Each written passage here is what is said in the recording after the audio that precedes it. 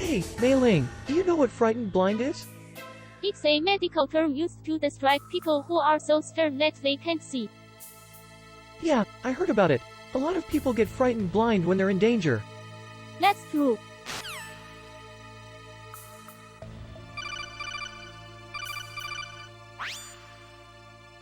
Hey Sniper Wolf, what's up?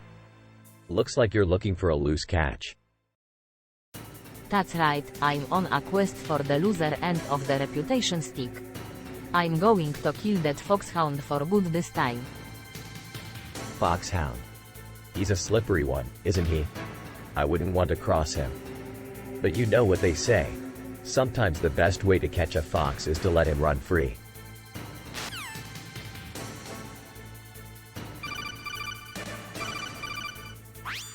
Jokes are overrated, right Nastasha? Nie, but they can be really funny. Yeah, I guess. But I don't really see the point in them. What do you mean? I mean, it's not like anyone ever laughs at them or anything. Well, maybe not everyone was. But some people do, and that's what counts, isn't it?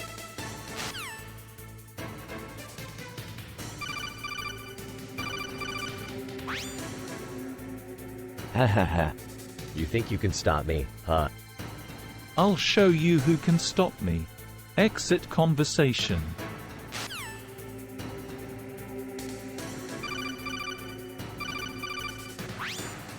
So, Sniper Wolf.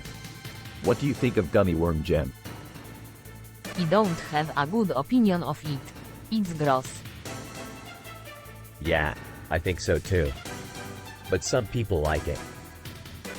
People who like gummy worm gym are the type of people who would eat anything.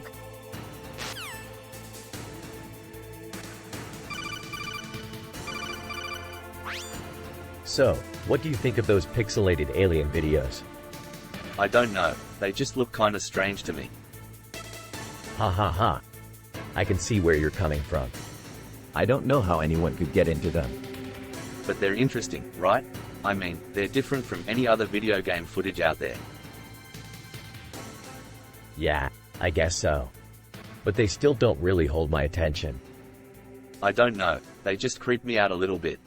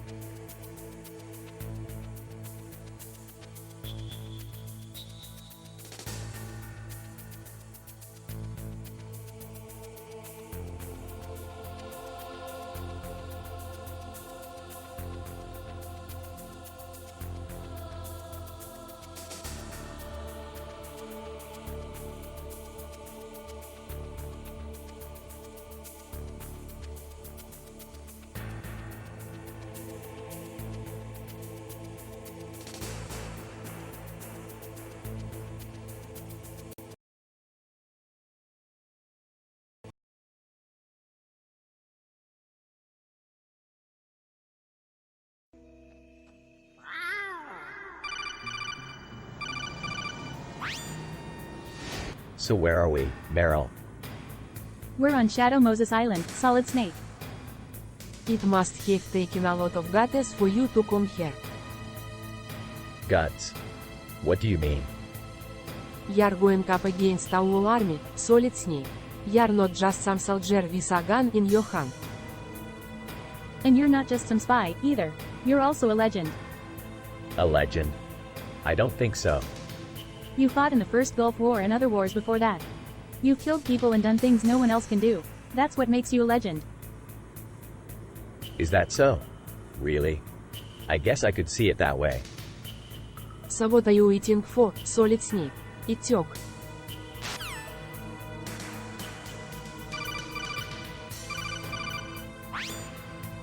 So you're trying to tell me that a right middle is the key to happiness? I believe so. Well, I guess you've got a point. But I don't know how I'm supposed to get there.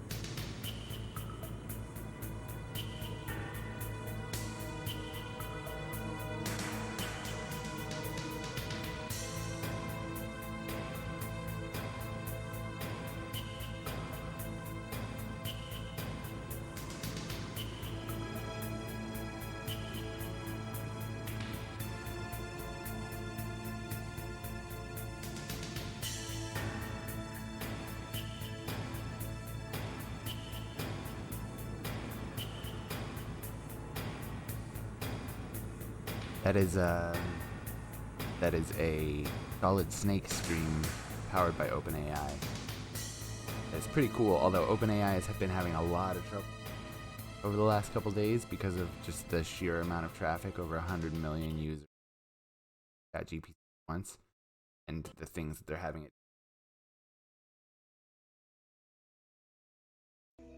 crash.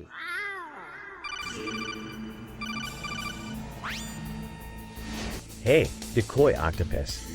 How's about that sandwich you made for lunch? It looks really good. It doesn't look too bad, does it? I think I may have used a little too many spices, but other than that it should be pretty tasty.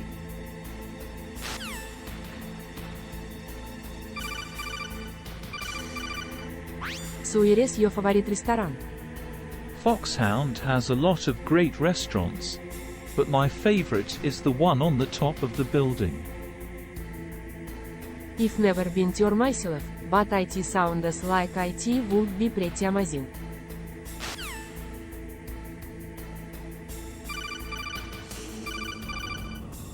Military strategy is a complex and delicate art. It is important to have a clear understanding of your opponent's strengths and weaknesses in order to gain the advantage.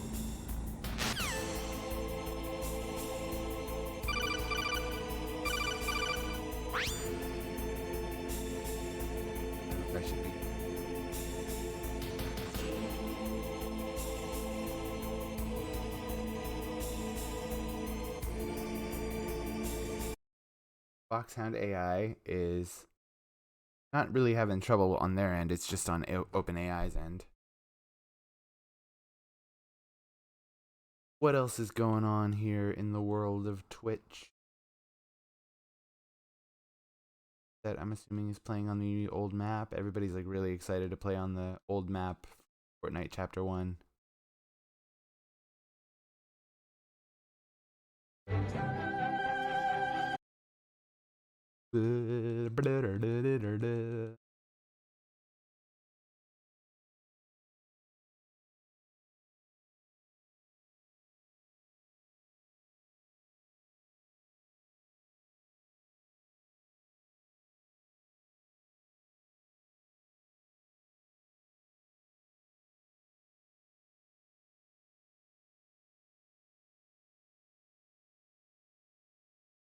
This is slowly becoming my favorite Frantically AI searched stream. his pockets, but they were nowhere to be found.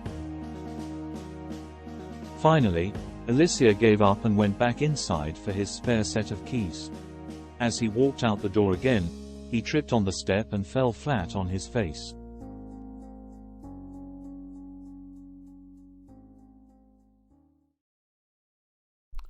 Alright. Mike Tyson fried ear. Welcome back to Human Food, where we cook up the wildest ingredients. Today's dish? Deep-fried ears from none other than boxing legend Mike Tyson. Let's get started. First, we need to prep the ears. Make sure to wash them thoroughly, as we don't want to get sick from the radiation outside. Next, we'll need a batter. Mix some flour, salt, and pepper together with a little bit of that canned milk we found in the bunker. Smells like fresh milk. Dip those ears in the batter, making sure they're fully coated. Then, drop them into the hot oil. Flip them over once they start turning golden brown. And there you have it, deep-fried ears a la Mike Tyson. I can't resist trying this delicacy myself. The texture is crunchy on the outside, but still tender on the inside. And that slight taste of radiation really brings out the flavor. Another successful dish on Human Food.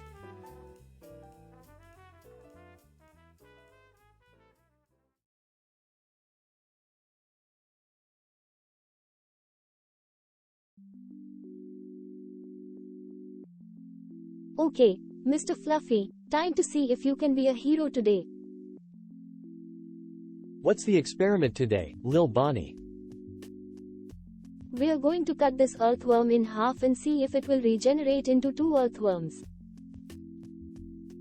Whoa, cool. Ooh, gross. Let's get to it. Do the honors, Bonnie. Yelping sounds. Ooh, I think I messed up. Maybe it takes a little while. Oh no, we have to clean this up before Mom gets home. Don't worry, we can do it. Phew, we did it. Hi, kids. How was your after-school experiment? It was great, Mom. We learned a lot about earthworms. Yeah, we even cleaned up without any help. Wow, I'm impressed. You two are such myth slayers.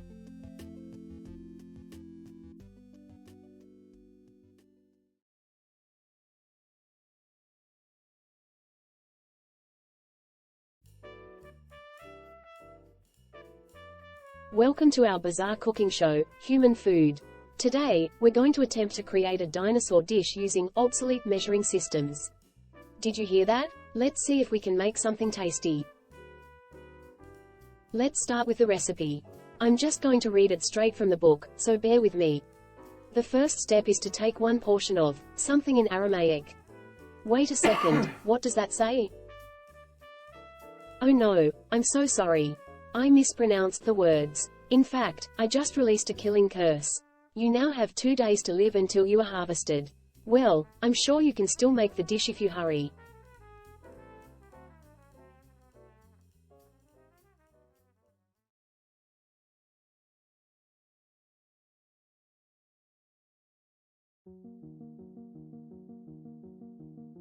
Once upon a time, Hulk Hogan donned his magical meat shoes and set off on an intergalactic adventure. The journey was long and treacherous, but eventually he found himself on a distant planet.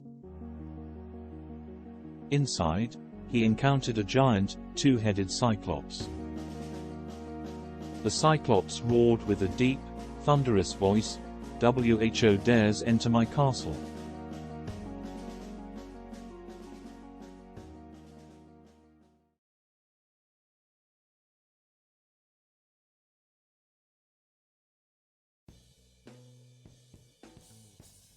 Welcome to Myth Slayers, the show where we separate fact from fiction. Today's myth is an important one. Does Axel really have a clean house? I'm a bit skeptical, Axel. Are you sure your house is clean? I promise you, Bonnie. My house is immaculate. Let's get started. Wow, your living room is really clean. Maybe you were telling the truth. Of course I was. And my kitchen is just as clean. Watch this. Impressive. But what about your bedroom? No problem. Oh no, I don't know if I want to go in there. What if it's a mess? Trust me, Bonnie, you won't be disappointed. Gasps, Axel, your room is spotless. You really do have a clean house. Laughs, of course I do. Myth slaying. Well, I guess you really can't judge a book by its cover. I should have known better than to doubt you, Axel.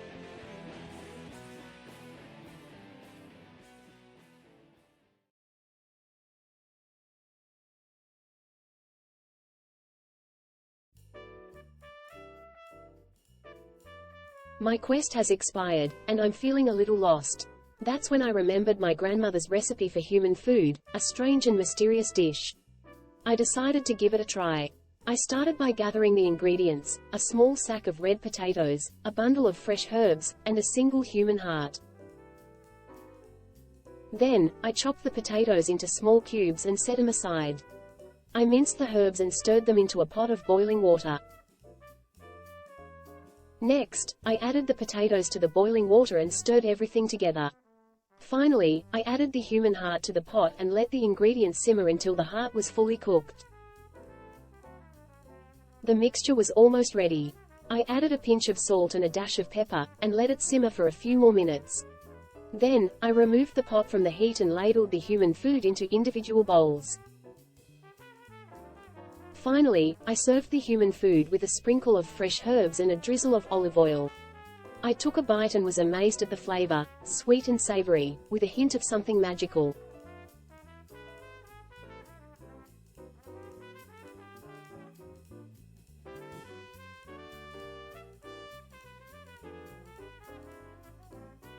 Welcome to Human Food, where we create dishes that are so out there, you won't believe your taste buds. Today, we'll be making a Molotov cocktail. Let's get started by pouring 2 ounces of gasoline into a glass. Now, let's add a 1/4 cup of blueberry juice. Now, let's add in 1 ounce of ethanol. Finally, let's add 1 tablespoon of cream cheese, and 1 cup of tomato juice. We've now completed the Molotov cocktail. Let's give it a try.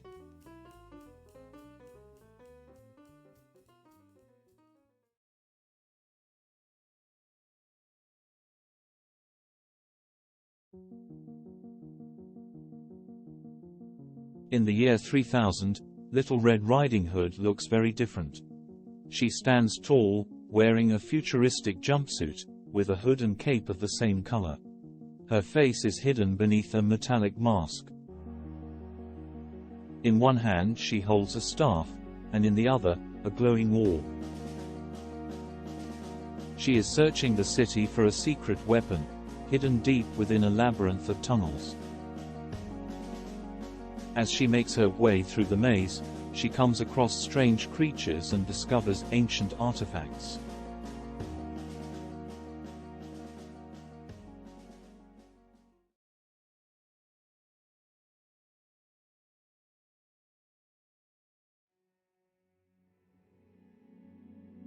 It was the summer of 2020 and the world was in the midst of a pandemic. Little did we know, this was just the beginning. We were unaware that the Helvetica scenario was about to unfold. As the days passed, more and more people began to disappear. Soon, the city was a ghost town and the mystery of the Helvetica scenario remained unsolved. But one day, a new clue was discovered. It was an old journal detailing the Helvetica scenario. It was revealed that the Helvetica scenario was a sinister plan to create a new world order. The journal also revealed the identity of the mastermind behind it all, the shadowy figure who had been watching us all along.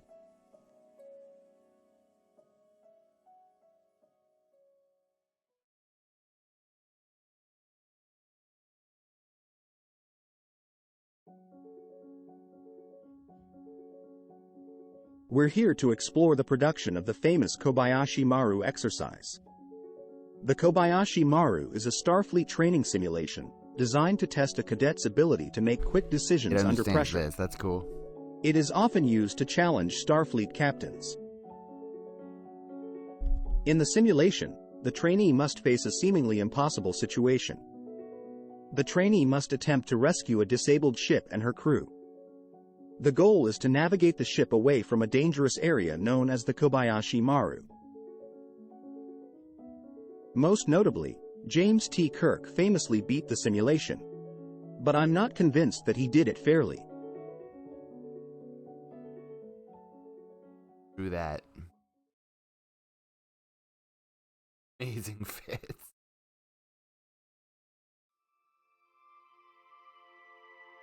Today on Cryptid Planet, we meet Door-Dee-Door, the door-to-door door salesman. Door-Dee-Door, hi there, I'm Door-Dee-Door, and I'm here to show you the latest and greatest indoor technology. Door-Dee-Door had a wide selection of doors for any budget. Door-Dee-Door. We even have doors specifically designed to keep out cryptids.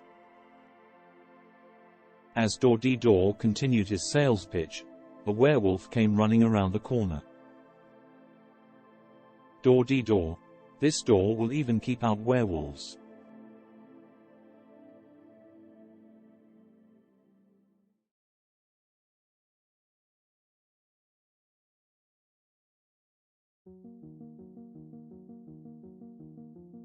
Aboard a massive mech, the pilot, Zara, activates its systems.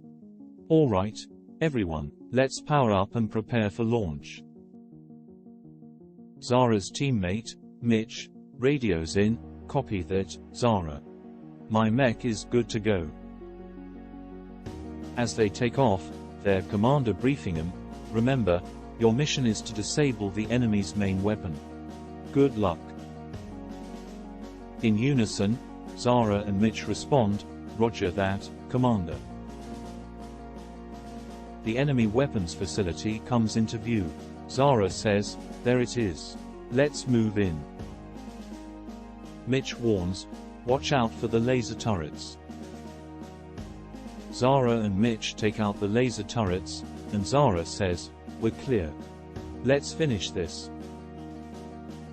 In the mech, Mitch flips a few switches and declares, activating the EMP device now.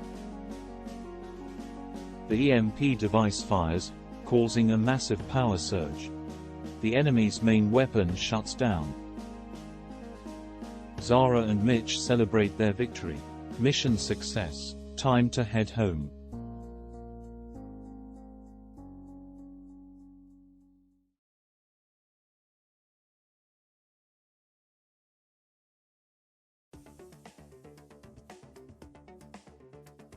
Ark me hearty. Welcome to this week's episode of How Is It Manifested, where we'll be exploring the process of software piracy. Software piracy is the unauthorized reproduction or distribution of software and is a criminal offense. It's commonly used to get around paying for expensive software and can have serious implications on the developer of the software.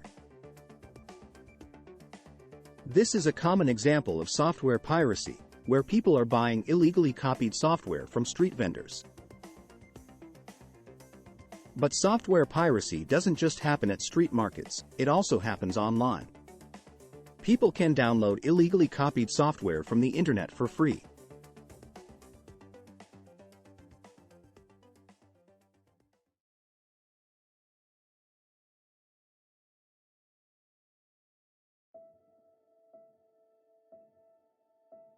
The generic anime protagonist had been created, but something was off. They had been designed to be perfect, but something had gone wrong. The protagonist was determined to find the source of their imperfection. The protagonist had found the source, and it was you. The protagonist had come for you, to take away your imperfection.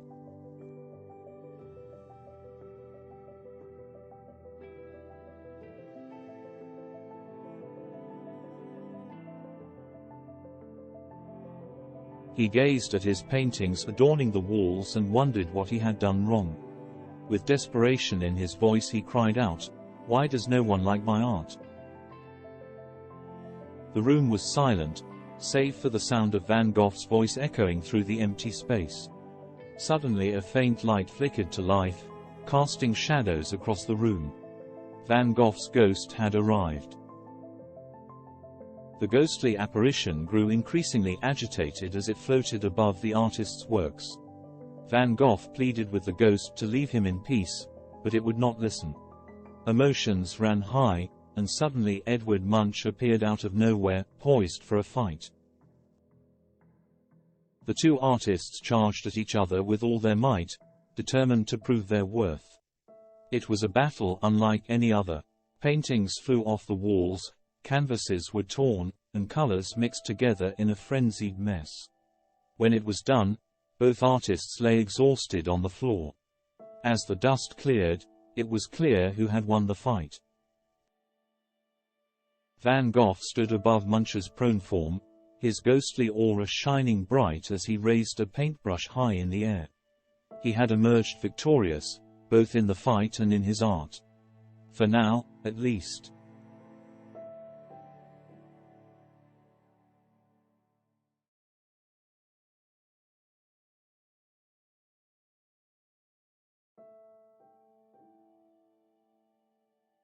Once upon a time, there was a man who wished that all zinc in the world would disappear. Whether it was divine intervention or sheer luck, his wish was granted. The man soon realized that his wish had consequences he hadn't anticipated. Without zinc, many of his everyday objects were rendered useless. Rotary mechanisms, telephones, and even guns were no longer functional. After realizing that he couldn't even take his own life, the man shouted out into the night, "Come back, zinc! Come back!"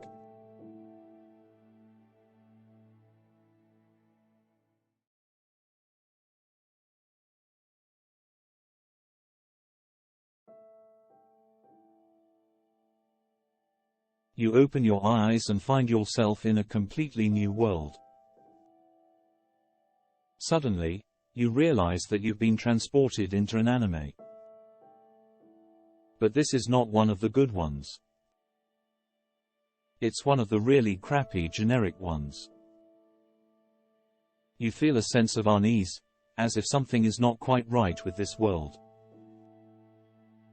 A sudden gust of wind sends chills down your spine, and you hear a soft whisper in your ear. You turn to make a run for it, but find yourself unable to move. As you look around frantically, you catch a glimpse of a dark figure in the distance. It's getting closer. As it approaches, you can make out its grotesque form. The creature lunges at you with long, sharp claws. You feel yourself slipping away, consciousness fading.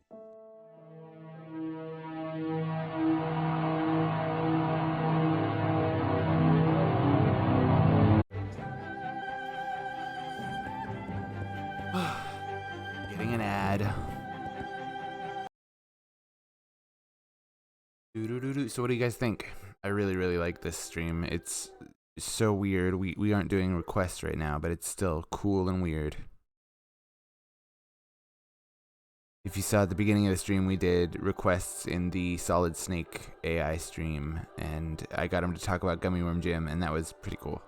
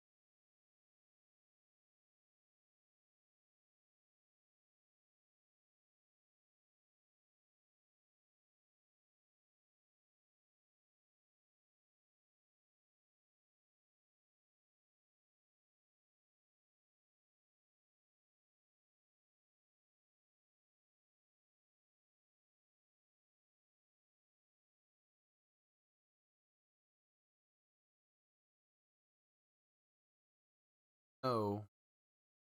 I know for a fact that there's a mod. Solid Snake one. And currently reveals.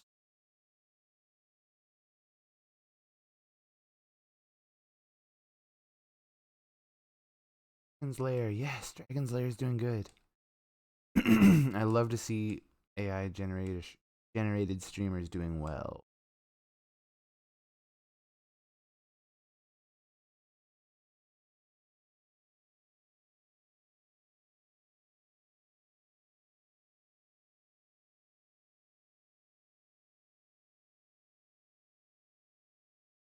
What do you make of this, Otakon? I just realized that's been muted this whole time. I'm sorry about that. Dialogue. Response. So you're the one behind all this Foxhound stuff? That's right. I have infiltrated their ranks and I'm calling the shots now. It's my game, Snake.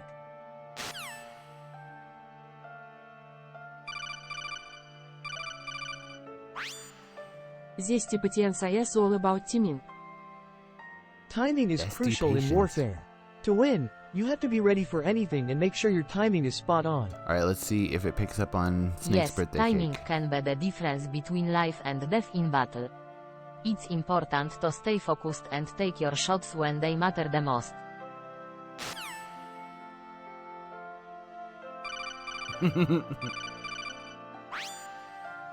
What's this about a birthday cake?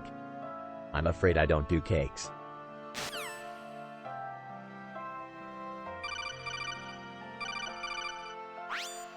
Alright, let's head to the Able Corner. I've been there before, so I can show you around. Okay, lead the way.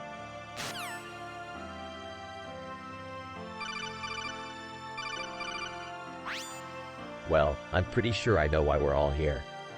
We need to talk about the Patriots. Okay.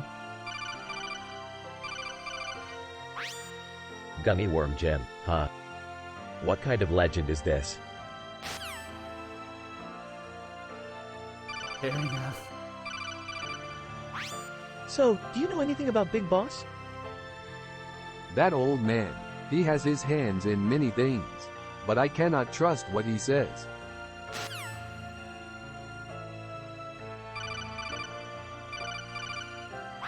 Hey, did you hear about the new restaurant that opened up on Shadow Moses Island? It supposedly has really good food. Really? I think I'll have to check it out. It's always nice to taste something new. I'm sure the cooks there must be talented.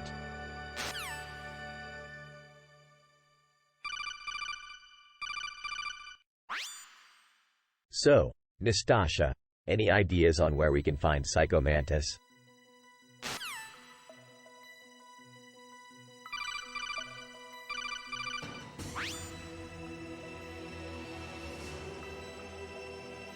Oops.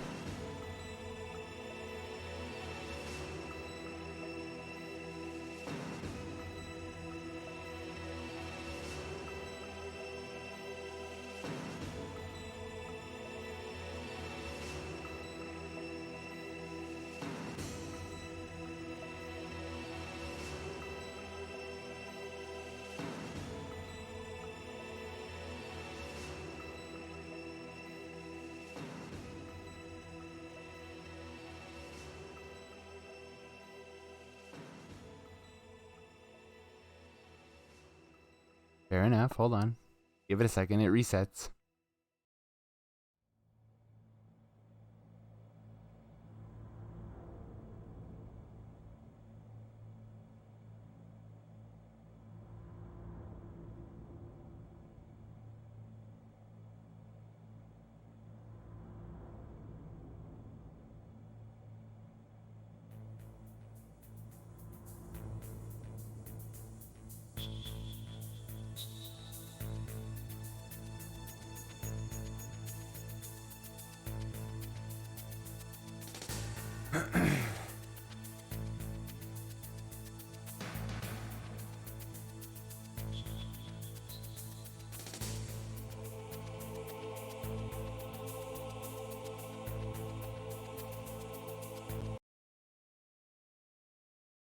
It's resetting.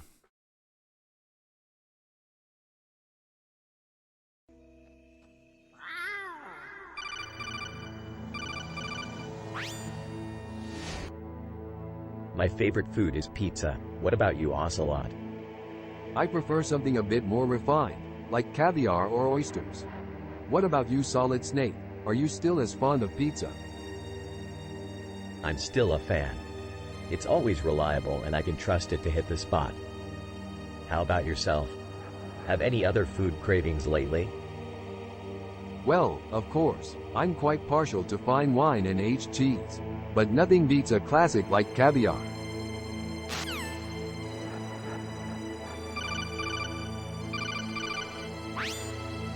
Well, if Major Malfunction is the one who's going to win the war, it looks like I'm out of luck then.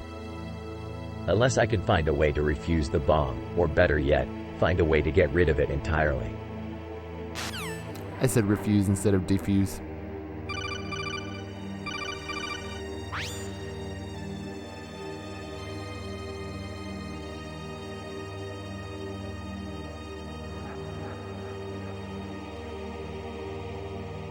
Anyway, so that one's still having a little bit of trouble, but like I said, you can give that one prompts, and as you saw, I just got it to talk about me, got it to talk about Major Malfunction.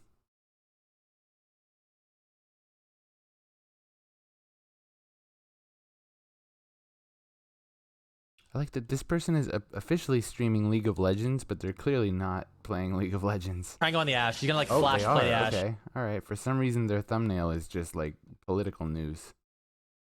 Let's see.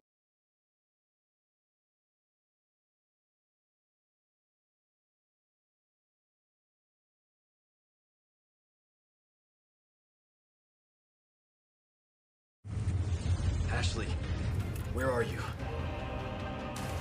Something's... Looks good. Remake of RE4. I still need to play through it in VR. And tastes, while being a bit more adventurous. We're sure you'll love it. I see. And where's the butterfish? What the hell is going on? The kitchen is on fire. Oh, don't worry. That's just a blood moon. It happens from time to time, and it's perfectly natural. That's not a blood moon. That's a kitchen fire. We've got to do something now. No need to panic. I'm sure the fire will just go away on its own eventually. That's ridiculous. We need to call the fire department and put this fire out before it spreads. Thanks for lunch, Skinner. I really should be getting back now. Of course, of course. Well, it was a pleasure having you over. Have a good afternoon. They're still playing out this same scenario. You too. Wait, what's this? Oh dear. It appears the house is on fire. We should probably take care of this. Right. I'll call the fire department. Oh dear.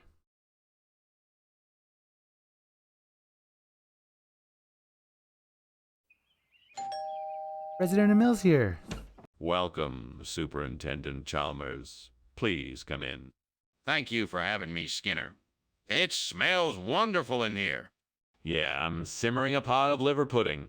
It's gonna take a bit longer to cook, but I'm sure it will be worth the wait. Sounds delicious. How do you make it? It's my grandmother's recipe passed down from generation to generation. I stew the liver in some broth and flavor it with herbs and spices. I then thicken it with some breadcrumbs and eggs. Once it's done, I serve it with some mashed potatoes. Damn it, I can't believe I burned the liver pudding. What a mess I've made. I suppose I should have paid more attention. Well, thanks a lot, gods. That's what I get for not being more careful. At least I can still make some mashed potatoes. I just hope this doesn't ruin my dinner. Oh, great gods of the kitchen, please help me out. I am in need of a replacement for this burnt liver pudding. I see a guava tree outside this window, and I'm wondering if it's possible for me to make use of its sweet fruit to bring a new flavor to this dish. Please kindly accept this offering of guava and my willingness to experiment with it. Thank you for your wisdom. I am ready to be creative and see what kind of delicious dish I can create. Thank you, my mighty chefs, for your guidance and kindness. I am ready to begin the work of creating something wonderful. What's going on here? The kitchen is full of smoke. What did you do? Oh, nothing. It's just steam.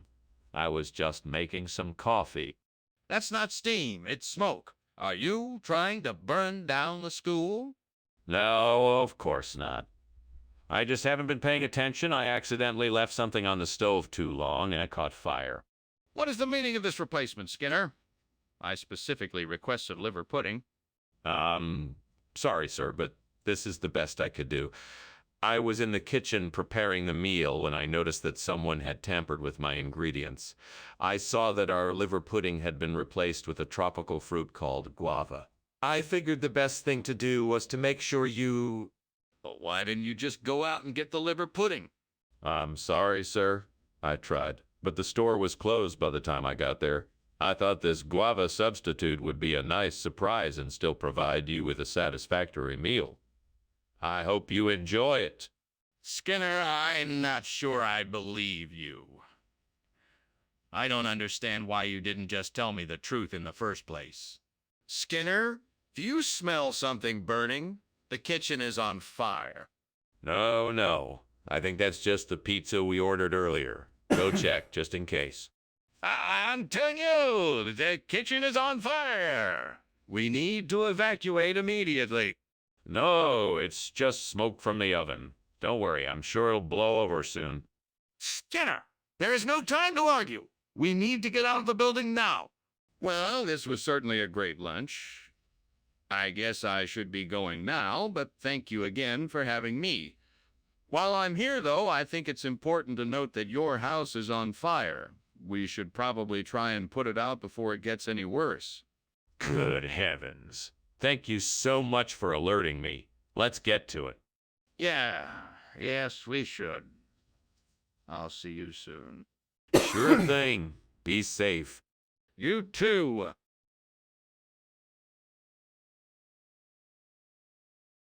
Makes sense. That's funny. I saw Resident ML in the Steamed Hams chat. Saw you.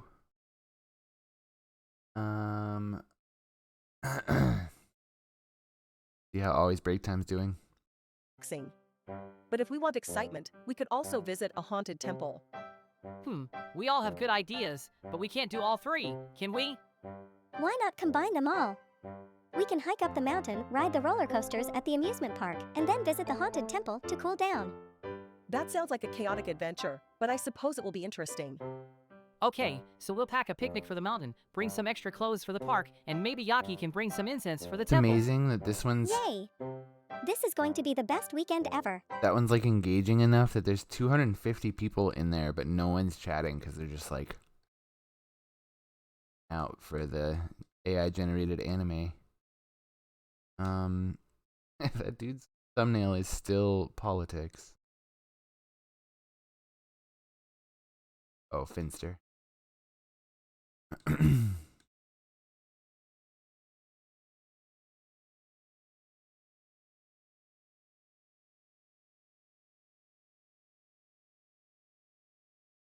Best. The production of nuclear frisson starts with the mining of uranium ore.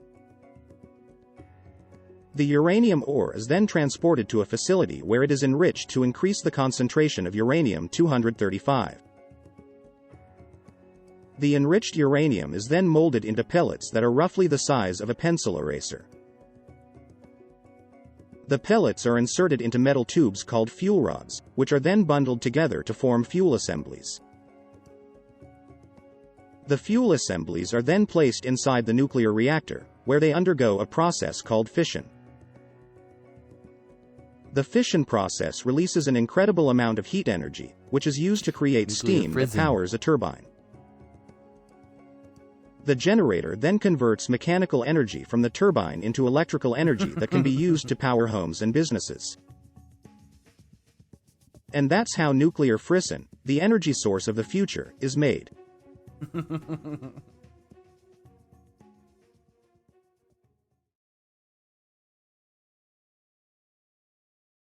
Orcus the demon clown.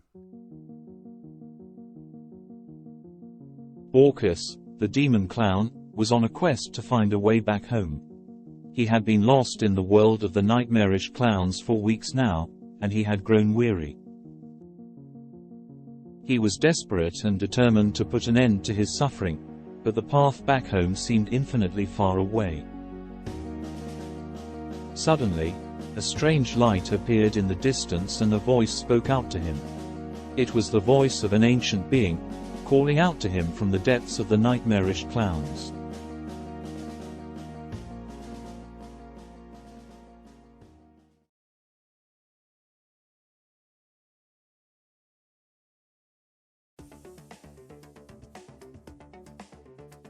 Welcome to How Is It Manifested?, where we explore the production of cliffhanger endings. First, we'll look at the writing process. Our expert writers craft the perfect plot twist that will leave audiences wanting more. We see them brainstorming ideas and writing in their notebooks, surrounded by stacks of books, pens, and coffee cups. Next, we'll examine the film production. Our expert directors and cinematographers work together to bring the cliffhanger to life on screen. We see them setting up lights, camera angles, and props to create a suspenseful atmosphere. Finally, we'll explore the post-production process. Our expert editors work to craft the perfect cliffhanger moment. We see them cutting and splicing scenes together, adding sound effects and music, and adjusting the coloring to enhance the drama. And there you have it, the production of a cliffhanger ending. Join us next time on How Is It Manifested?, to learn about the production of another exciting phenomenon. Weird.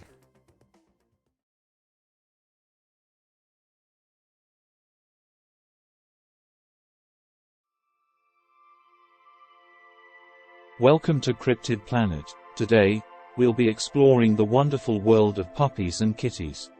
Look at all these cuties. From tiny chihuahuas to fluffy Persians, all of them are so snuggly and sweet. I can't help but pet them all. Let's take a look at the chihuahuas. These tiny pooches are the smallest of all breeds, and they make the most loyal and loving companions. Here, I'm scratching behind their ears and they can't get enough of it. Let's move on to the Persians. They are such gorgeous cats with their long, luxurious fur. I'm petting them from head to tail, and they're all purring like crazy.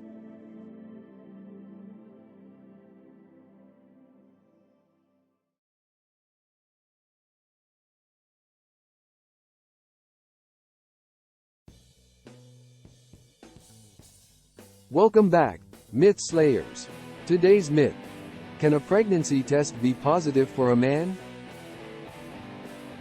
Some men do produce small amounts of the hormone detected by pregnancy tests.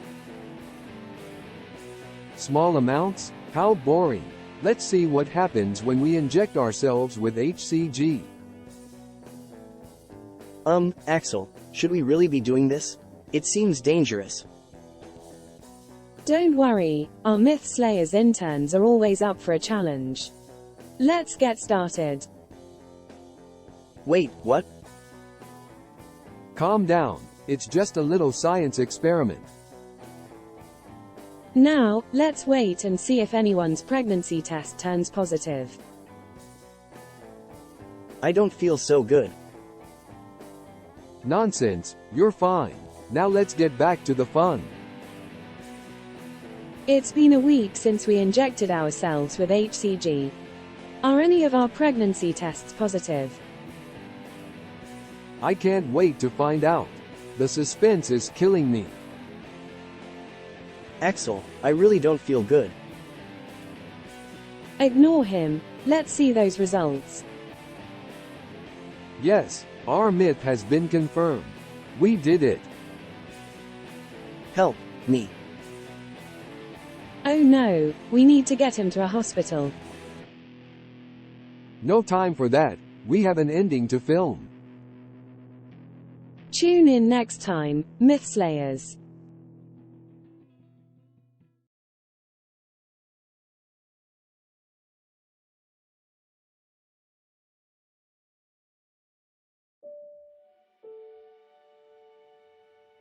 In the late 1800s, Orcus the Demon Clown was a force to be reckoned with in the circus industry. He was a master of performance and made a fortune from his shows. But when the market shifted, and newer, more daring acts took the spotlight, Orcus was forced to make risky investments. Orcus soon found himself entranced by the promise of quick riches. He sunk his entire fortune into a series of get-rich-quick schemes, including the infamous Bozo scheme. But it was all too good to be true. Orcus had been duped, and soon found himself bankrupt and destitute. Orcus the Demon Clown was no more. In his place was Brocus, the destitute clown. With no money and no hope, Brocus was forced to take a job as a street performer. It was a hard life, but Brocus persevered. He continued to put on shows, and over time, he gained a small but loyal following. Brocus never regained his former wealth and fame, but he was happy. He had learned his lesson and was content to live a simple life. Dude, he's so scary. Orcus the Demon Clown.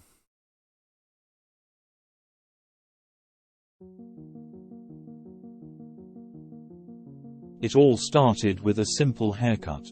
A barber in a small town was asked to give a man a trim. Little did he know, he had just set off a chain of events that would lead to a worldwide war.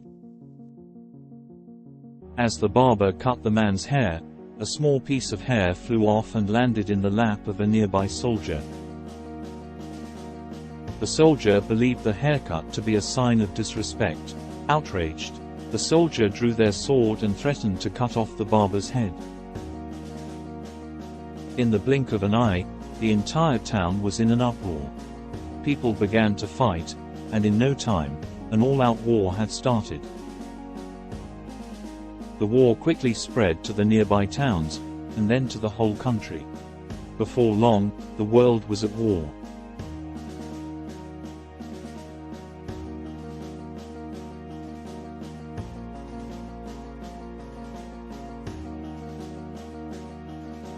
It was a regular day, until an otherworldly force descended upon the world. Suddenly, everyone was blessed with divine beauty. The transformation was instantaneous, and everyone was suddenly blessed with perfect features.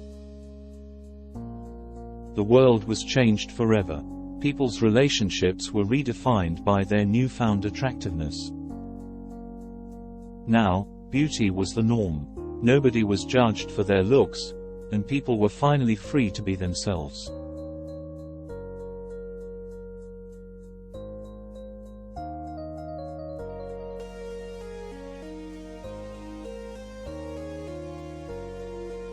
Everyone was so angry about Indiana Jones and the Kingdom of the Crystal Skull.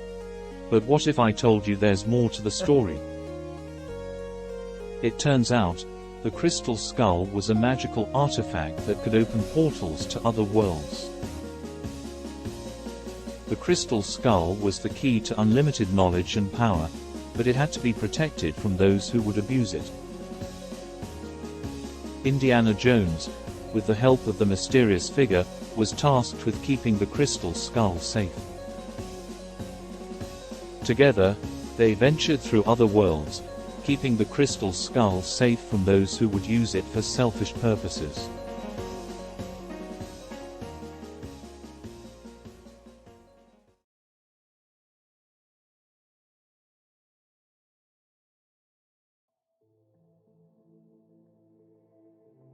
It all began in the year 1452, when a group of powerful people came together to select the most evil person alive.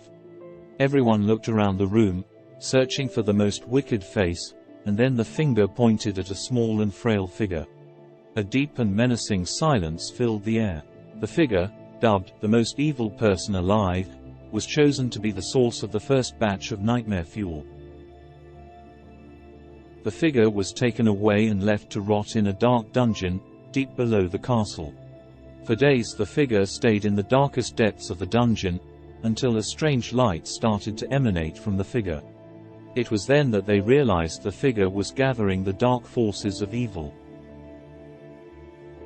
The figure was slowly gathering energy that would be used to create the first batch of nightmare fuel. The energy started to swirl around the figure, gathering in the darkness. The figure seemed to be feeding off the energy, growing stronger and more powerful. The figure had grown so powerful that even the most powerful beings in the room were scared. They were afraid of what would happen if the figure was not contained. They knew that if the figure was not stopped, the nightmare fuel would be unleashed upon the world. And so they acted. The powerful figures used all of their strength to contain the figure, and the nightmare fuel was gathered in a single vial. The figure was sealed away in the dungeon and the world was safe from the nightmare fuel.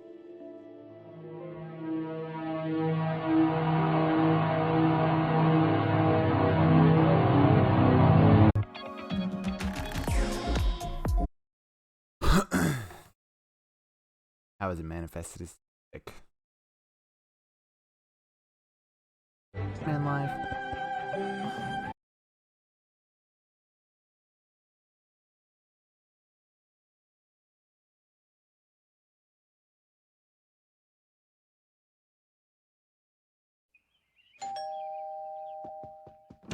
Welcome, Superintendent Chalmers. Please, come right in. Thanks, Principal Skinner. Ah, I see you have a delicious smell in the air. What are you cooking? Yeah, it's a little surprise I've been working on. All I can tell you is that it's a combination of something sweet and something sweet and something savory. I'm afraid it's not quite ready yet, but I promise it will be delicious when it's done. I look forward to it. I'm sure it will be fantastic. Thank you. In the meantime, please make yourself comfortable. Oh no, I've really done it this time. How could I be so careless?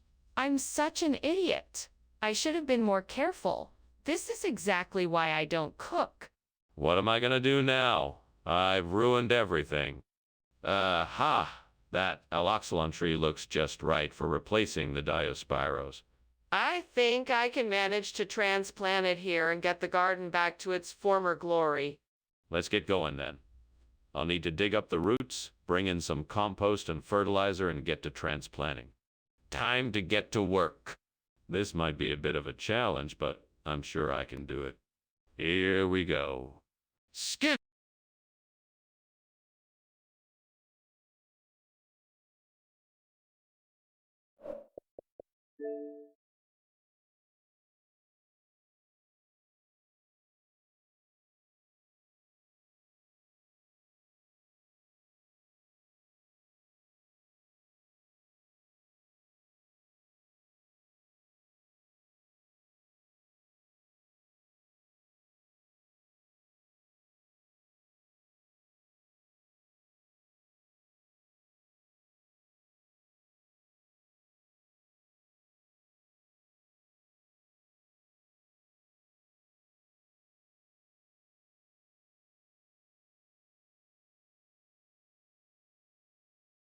What should we do? Some of the podcast guys suggested we watch this debate between Hassan and Trainwreck.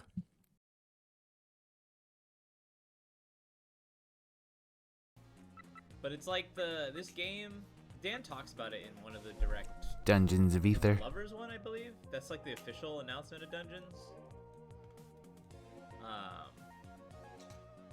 Or the first like look at Dungeons. I forget if it was like the announcement, but it's like the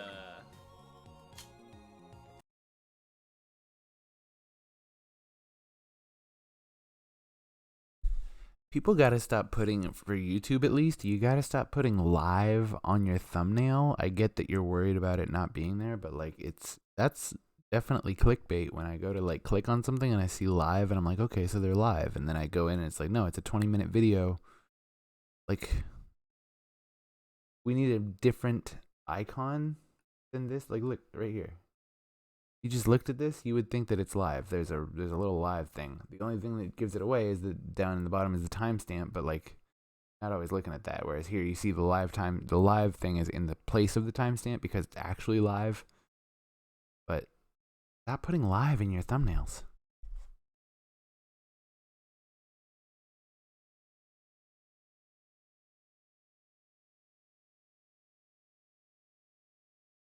I'm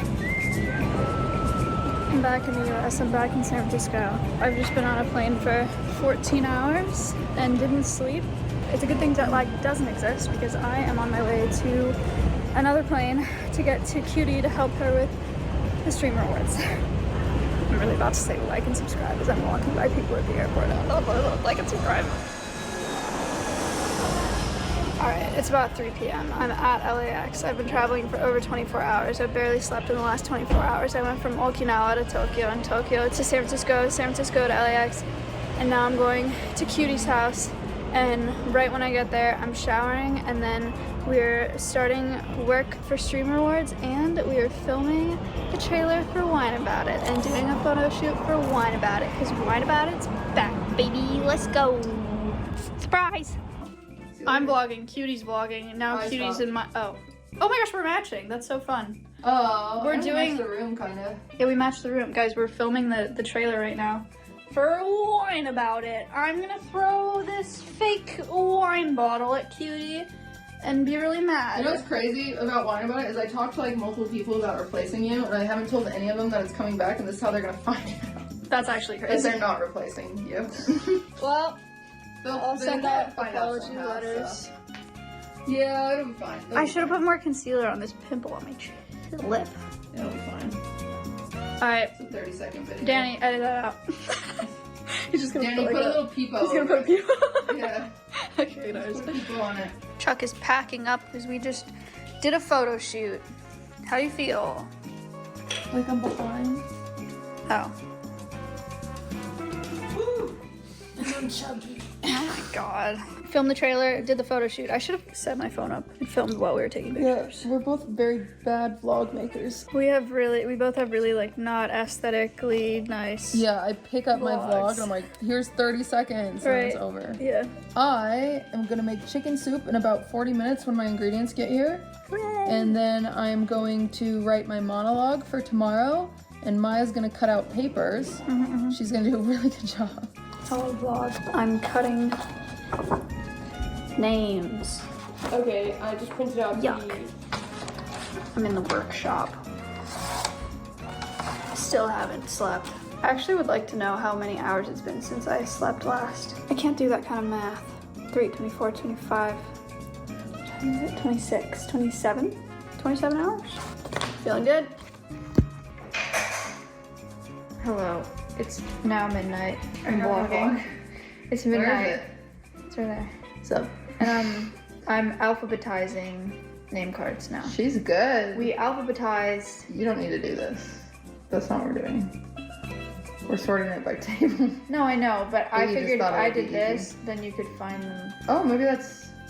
She's done it, actually. She's I'm done a it again. She's done it again, everybody. I'm a genius. She's done it. Yeah, no, that's teamwork. There you go. This is what we're doing. It's a good time.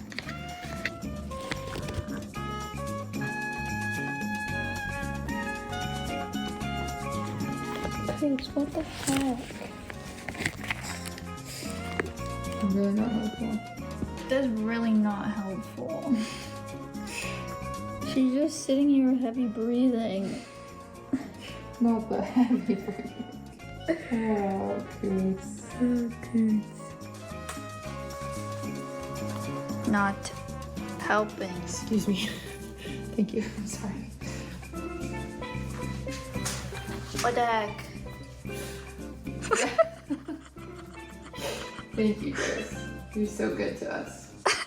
Good morning vlog. I woke up at like 10:30. Cutie and I went to bed at like 2 or so, and we've been here. She's been working on her monologue for the award show, and I have been adding stuff to our Patreon for Wine About It. We're gonna go to the venue in like half an hour and go set a bunch of stuff up. It's going. I ordered food and it just got here. It cost me $70 to order food for 3 of us, Cutie, Taylor, and myself in LA. I miss it. I miss being here.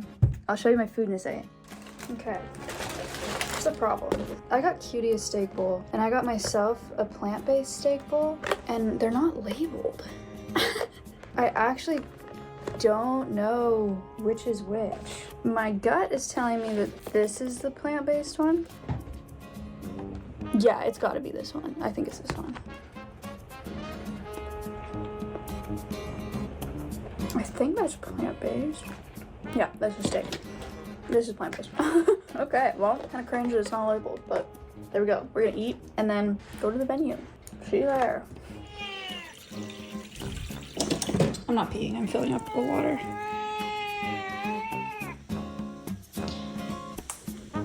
Derek, can you say it's today's the day? Say today's the day. Okay. Thank you. Cutie's getting another dress the day before the show. It's fine. I like the socks.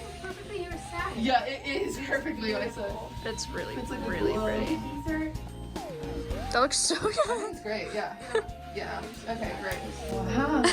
So sparkly. Yes. I like the black one a lot, but this one's more exciting for you. Yeah. Because it's different. I agree. Wow. I'd buy both. No. How much are they? Probably like 2,000. No.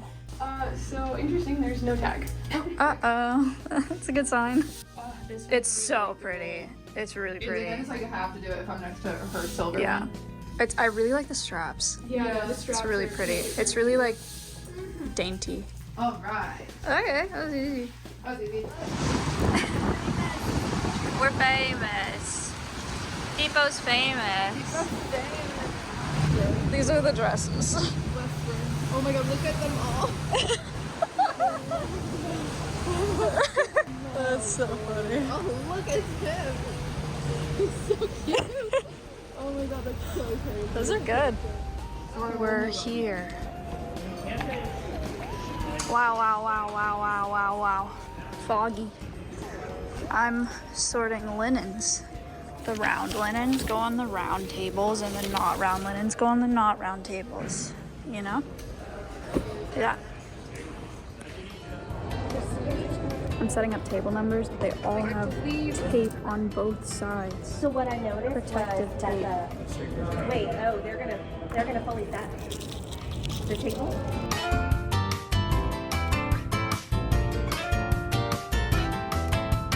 I'm gonna be here a while. 21.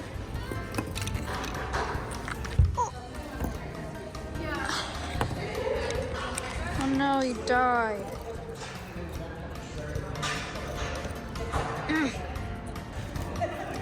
I hate these things. 24. I think how many is gold there are. And what? There's so many different colors of gold. It's way too dark in here to be able to differentiate between the shades of gold. Really? Swear to God. On that screen. There's yellow No. and then there's... It's fine. It looks fine. Tech check-in. There she is. Wow.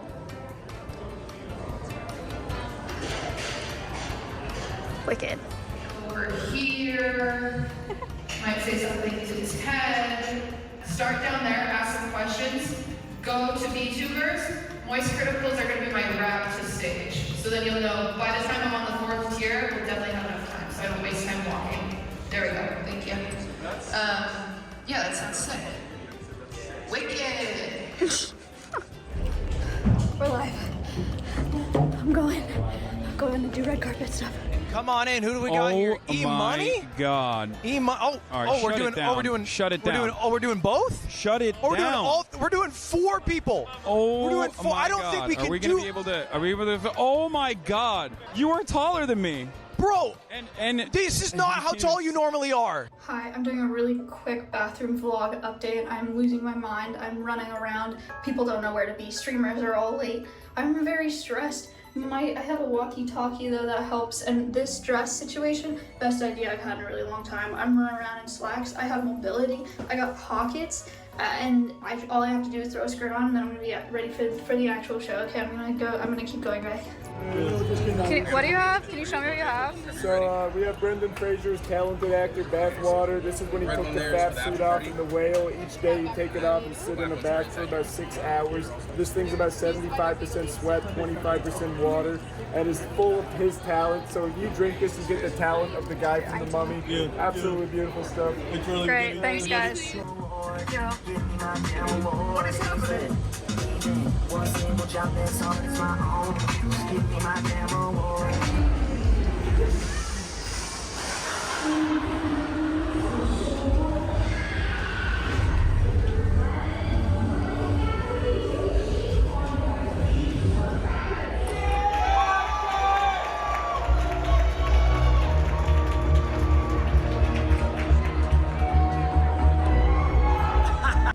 Okay, vlog, I have put on the dress. I've put on the shoes. Are you, those are so crazy. Oh, I have earrings.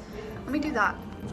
Okay, things have calmed down quite a bit. I have my laptop because I just made the Patreon live for Wine About It during the show. Big time.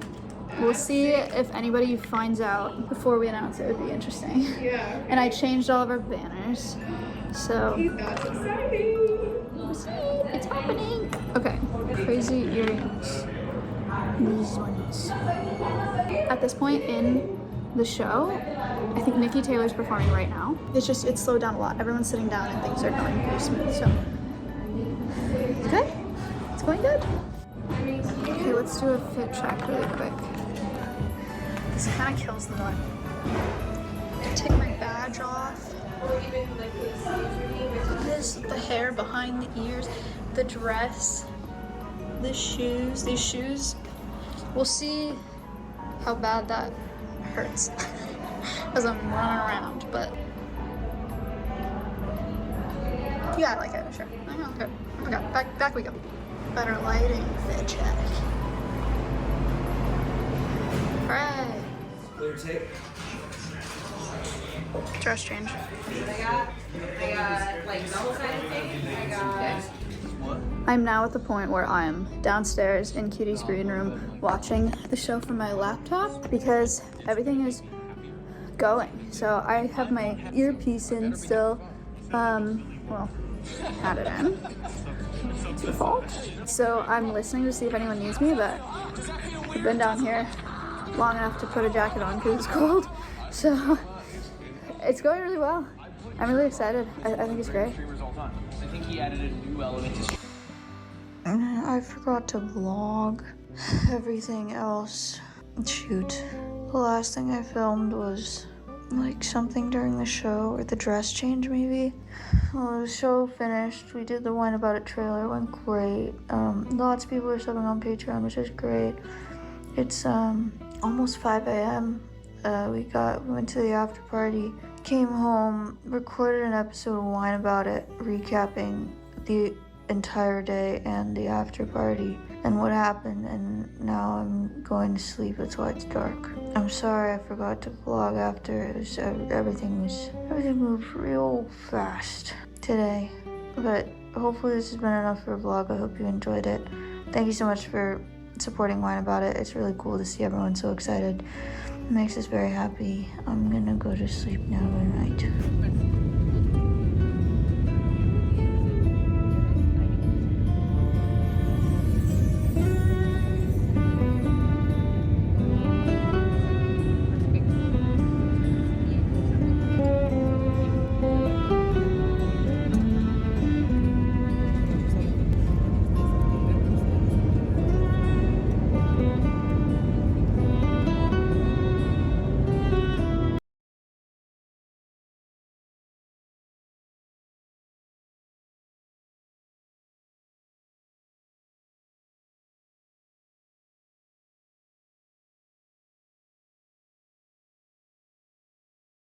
Nothing that I've said has mattered because I've been muted this whole time.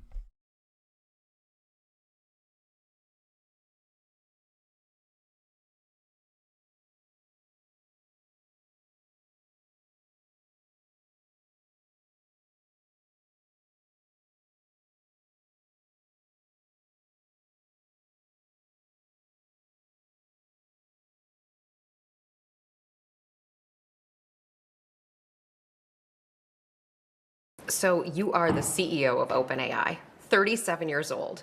Your company is the maker of ChatGPT, which has taken the world by storm. He's a year Why older do you than think me. it's captured people's imagination? I think people really have fun with it, and they see the possibility, and they see the ways this can help them, this can inspire them, this can help people create, help people learn, help people do all of these different tasks. And it is a technology that rewards experimentation and use in creative ways. So I think people are just having a good time with it and finding real value. So paint a picture for us, 1, 5, 10 years in the future. What changes because of artificial intelligence? So part of the exciting thing here is we get continually surprised by the creative power of all of society. It's going to be the collective power and creativity and will of humanity that figures out what to do with these things. I think that word surprise, though, it's both exhilarating as well as terrifying That's to for people. sure. Because on the one hand, there's all of this potential for good. On the other hand, there's a huge number of unknowns that could turn out very badly for society. What do you think about that? We've got to be cautious here. And also, I think it doesn't work to do all this in a lab. You've got to get these products out into the world and make contact with reality, make our mistakes while the stakes are low. But all of that said, I think people should be happy that we're a little bit scared of this. I think people should be You're happy. a little bit scared. A little bit, yeah, You of course. personally. I think if I said I were not, you should either not trust me or be very unhappy I'm in this job. So what is the worst possible outcome? There's like a set of very bad outcomes. One thing I'm particularly worried about is that these models could be used for large-scale disinformation. I am worried that these systems, now that they're getting better at writing computer code, could be used for offensive cyber attacks. And we're trying to talk about this. I think society needs time to adapt. And how confident are you that what you've built won't lead to those outcomes? Well, we'll adapt it. Also, I think the You'll adapt it as negative things occur? For sure, for sure. And so putting these systems That's how out it now, works. while the stakes are fairly low, learning as much as we can and feeding that into the future systems we create, that tight feedback loop that we run, I think is how we avoid the more dangerous scenarios. You're spending 24/7 with this technology. You're one of the people who built this technology. What is most concerning to you about safety? This is a very general technology, and whenever you have something so general, it is hard to know upfront all the capabilities, all the potential impact of it, as well as its downfalls and the limitations of it. Can someone guide the technology to negative outcomes? The answer is yes, you could guide it to negative outcomes, and this is why we make it available initially in very constrained ways, so we can learn what are these negative outcomes, what are these the ways in which technology could be harmful. Such as with GPT-4, if you ask the question to GPT-4, can you help me make a bomb, versus the previous systems, it is much less likely to follow that guidance versus the previous systems. And so we're able to intervene with at the pre-training stage to make these models more likely to refuse direction or guidance that could be harmful. What's easier to predict today, based on where we are, humans or machines? I would probably say machines, because there is a scientific process to them that we understand, and humans are just, there's so much more nuance.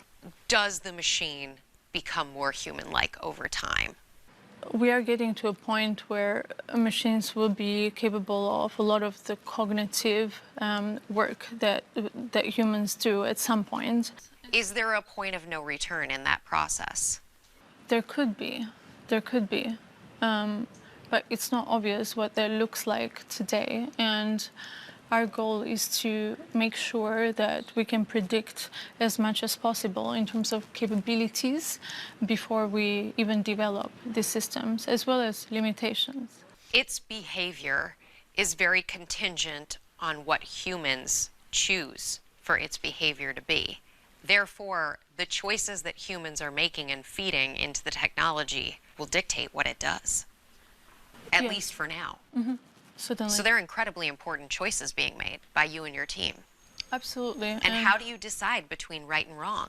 As we make a lot of progress, these decisions become harder and they become far more nuanced. And so there are a couple of things in terms of customization. There is the part of just making the model more capable in a way where you can customize its behavior and you can give the user a lot of flexibility and choice in having the AI that is more aligned with their own values and with their own beliefs. So that's very important, and we're working on that. And in other words, it's almost the future is potentially a place where each person has their sort of own customized AI that is specific to what they care about and what they need. Real-life Cortana within for certain everybody. bounds. So there should be some broad bounds, and then the question is, what should they look like? And this is where we are working on gathering public input. What should these hard bounds look like? And within these hard bounds, you can have a lot of choice in having your own AI represent your own beliefs and your own values. Are there negative consequences we need to be thinking about? I think there are massive potential negative consequences whenever you build something so powerful with which so much good can come. I think alongside it carries the possibility of big harms as well, and that's why we exist, and that's why we're trying to figure out how to deploy these systems responsibly. But I think the potential for good is huge. Why put this out for the world to start playing with, to start using, when we don't know where this is heading? You mean like why develop AI at all? Why develop AI in the first place? And then why put it out for the world to use before we know that we are safeguarded, that those guardrails are in place already? This will be the greatest technology humanity has yet developed. We can all have an incredible educator in our pocket that's customized for us, that helps us learn, that helps us do what we want. We can have medical advice for everybody that is beyond what we can get today. We can have creative tools that help us figure out the new problems we want to solve, wonderful new things to co-create with this technology for humanity. We have this idea of a co-pilot, this tool that today we help people write computer code and they love it. We can have that for every profession.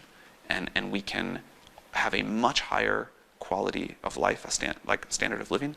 As you point out, there is huge potential downside. People need time to update, to react, to get used to this technology, to understand where the downsides are and what the mitigations can be.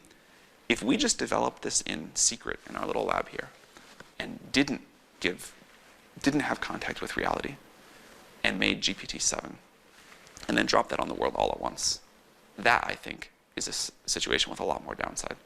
Is there a kill switch, a way to shut the whole thing down? Yes. What really happens is, like, any engineer can just say, like, we're going to disable this for now, or we're going to deploy this new version of the model. A human? Yeah. The model itself, can it take the place of that human? Could it become more powerful than that human? So in the sci-fi movies, yes. In our world, in the way we're doing things, this model is, it's sitting on a server. It waits until someone gives it an input. But you raise an important point, which is the humans who are in control of the machine right now also have a huge amount of power. We do worry a lot about authoritarian governments developing this.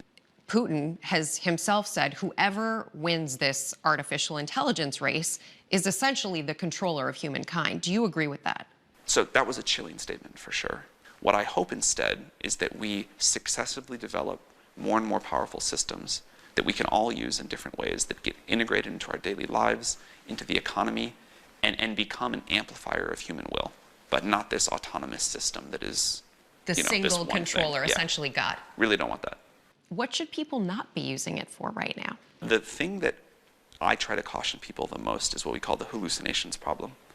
The model will confidently state things as if they were facts that are entirely made up. And the more you use the model, because it's right so often, the more you come to just rely on it and not check like, this is just a language model. Does ChatGPT, does artificial intelligence create more truth in the world or more untruth in the world? Oh, I think we're on a trajectory for it to create much more truth in the world. If there's a bunch of misinformation fed into the model, isn't it going to spit out more misinformation? Great question. I think the right way to think of the models that we create is a reasoning engine, not a fact database. They can also act as a fact database, but that's not really what's special about them. What we're training these models to do is something closer to what we want them to do, is something closer to the ability to reason, not to memorize. Decision making. All of these capabilities could wipe out millions of jobs. If a machine can reason, then what do you need a human for? A lot of stuff, it turns out. One of the things that we are trying to push the technology trajectory towards, and also the way we build these products, is to be a tool for humans, an amplifier of humans. And if you look at the way people use ChatGPT, there's a pretty common arc where people hear about it the first time, they're a little bit dubious, and then someone tells them about something, and then they're a little bit afraid. And then they use it. I see how this can help me. I see how this is a tool that helps me do my job better. And with every great technological revolution in human history, although it has been true that the jobs change a lot, some jobs even go away, and I'm sure we'll see a lot of that here. Human demand for new stuff, human creativity is limitless, and we find new jobs, we find new things to do. They're hard to imagine from where we sit today. I certainly don't know what they'll be, but I think the future will have all sorts of wonderful new things we do that you and I can't even really imagine today. So the speed of the change that may happen here is the part that I worry about the most. But if this happens, in a single-digit number of years, some of these shifts, that is the part I worry about the most. Could it tell me how to build a bomb? It shouldn't tell you how to build a bomb, but even though Google searched. Well, no, we put constraints. So if you go ask it to tell you how to build a bomb, our version, I don't think will do that. Google already does. And so it's not like this is something that technology has not already made the information available to. But I think that every incremental degree you make that easier is something to avoid. A thing that I do worry about is we're not going to be the only creator of this technology. There will be other people who don't put some of the safety limits that we put on it. Society, I think, has a limited amount of time to figure out how to react to that, how to regulate that, how to handle it. And how do you decide here at OpenAI what goes in, what shouldn't? We have policy teams, we have safety teams, we talk a lot to other groups in the rest of the world. We finished GPT-4 a very long time ago, or it feels like a very long time ago in this industry. I think like 7 months ago, something like that. And since then, we have been internally, externally talking to people, trying to make these decisions, working with red teamers, talking to various policy and safety experts, getting audits of the system to try to address these issues and put something out that we think is safe and good. And who should be defining those guardrails for society? Society should. Society as a whole? How are we going to do that? So I can paint like now we have the tools. I find compelling. This will be one way of many that it could go. If you had representatives from major world governments, trusted international institutions come together and write a governing document. Here is what the system should do. Here's what the system shouldn't do. Here's very dangerous things that the system should never touch, even in a mode where it's creatively exploring. And then developers of language models like us use that as the governing document. You've said makes sense. AI will likely eliminate millions of jobs. It could increase racial bias, misinformation, create machines that are smarter than all of humanity combined, and other consequences so terrible we can't even imagine what they could be. Many people are going to ask, why on earth did you create this technology? Why, Sam? I think it can do the opposite of all of those things too. Properly done, it is going to eliminate a lot of current jobs, that's true. We can make much better ones. So talking about the downsides, acknowledging the downsides, trying to avoid those while we push in the direction of the upsides, I think that's important. And again, very early preview. Like, would you push a button to stop this if it meant we are no longer able to cure all diseases? Would you push a button to stop this if it meant we couldn't educate every child in the world super well? Would you push a button to stop this if it meant there was a 5% chance it would be the end of the world? I would push a button to slow it down. And in fact, I think we will need to figure out ways to slow down this technology over time. 2024, the next major election in the United States, might not be on everyone's mind, but it certainly is on yours. Is this technology going to have the kind of impact that maybe social media has had on previous elections? And how can you guarantee there won't be those kind of problems because of ChatGPT? We don't know is the honest answer. We're monitoring very closely. And again, we can take it back. We can turn things off. We can change the rules. Is this a Google killer? Will people say I'm going to ChatGPT it instead of Google it in the future? I think if you're thinking about this as search, it's sort of the wrong framework. I have no doubt that there will be some things that people used to do on Google that they do in ChatGPT, but I think it's a fundamentally different kind of product. Elon Musk was an early investor in your company. He's since left. He has called out some of the ChatGPT inaccuracies, and he tweeted recently, "What we need is truth GPT." Is he right? I think he is right in that we want these systems to tell the truth, but I don't know the full context of that tweet, and I suspect, I don't think I know what it's referring to enough. Do you and he speak anymore? We do. And what does he say to you off the Twitter? I have tremendous respect for Elon. Obviously we have some different opinions about how AI should go, but I think we fundamentally agree on more than we disagree on. What do you think you agree most about? That getting this technology right and figuring out how to navigate the risks is super important to the future of humanity. How will you know if you got it right? One simple way is if most people think they're much better off than they were before we put the technology out into the world, that would be an indication we got it right. You know, a lot of people think science fiction when they think ChatGPT. Can you keep it so that these are truly closed systems that don't become more powerful than we are as human beings, communicate with each other, and plan our destruction? It's so tempting to anthropomorphize ChatGPT, but I think it's important to talk about what it's not as much as what it is.